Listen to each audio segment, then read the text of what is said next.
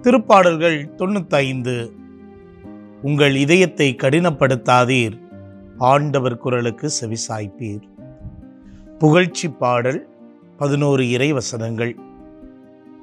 இறைவன் இந்த நாட்களிலே, நாம் வாழுகிற இந்த சூழல்களிலே, சுற்றுச்சூழல் வழியாக, நமது நண்பர்கள் வழியாக, ஏழைகள் வறியவர்கள் வழியாக, வாழ்வில் நாம் சந்திக்கிற அன்றாட அனுபவங்கள் நிகழ்வுகள் வழியாக, மனிதர்கள் வழியாக தொடர்ந்து பேசிக்கொண்டே இருக்கிறார். குறிப்பாக கத்தோலிக்க கிறிஸ்தவர்களாகி நமக்கு திருப்பலியிலே வார்த்தை வடிவிலும் நற்கருணை வடிவிலும் அருட்சாதன கொண்டாட்டங்களின் வடிவிலும் கடவுள் நம்மோடு பேசிக்கொண்டே இருக்கிறார்.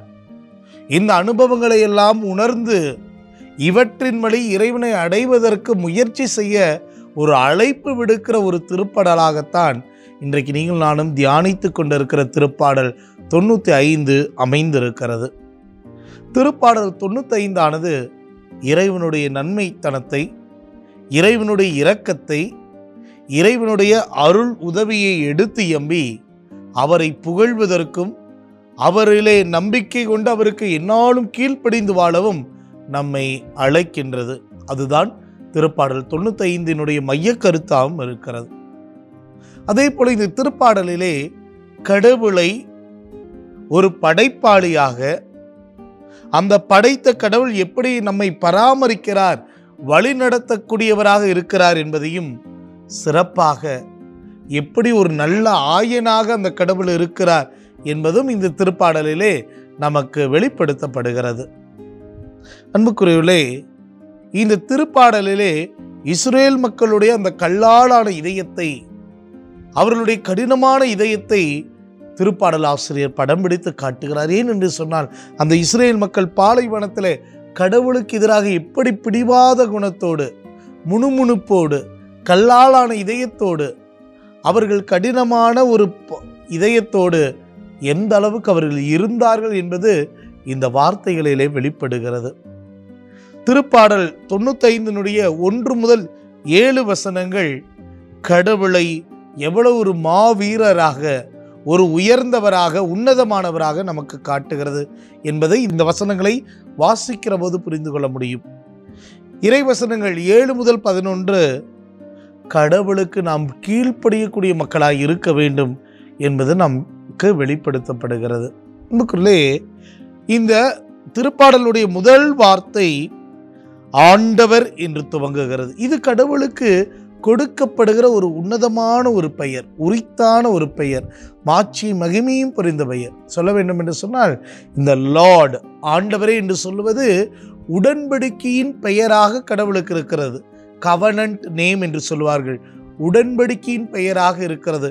கடவுள், இதோ நான் உங்கள் கடவுளாய் இருப்பேன், நீங்கள் என் மக்களாய் இருப்பேன் என்கிற அந்த உடன்படிக்கையின் ஒரு கடவுளாக, உடன்படிக்கையின் பெயராக அது இருக்கிறது. அதே போல இந்த பாறை என்று சொல்லப்படுவதும் கடவுளுக்கு கொடுக்கப்படுகிற ஒரு உன்னதமான பெயராக இருக்கிறது. அதனால தான் திருப்பாடல்கள் 94 22 அழகை சொல்லுகிறது.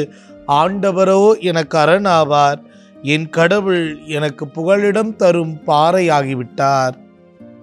ஆக நமக்கு புகலிடம் தரக்கூடிய ஒரு பாறையாக இந்த ஆண்டவர் இருக்கிறார்.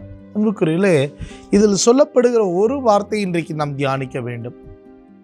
ஆண்டவருடைய குரலுக்கு நீங்கள் செவிசாயுங்கள்.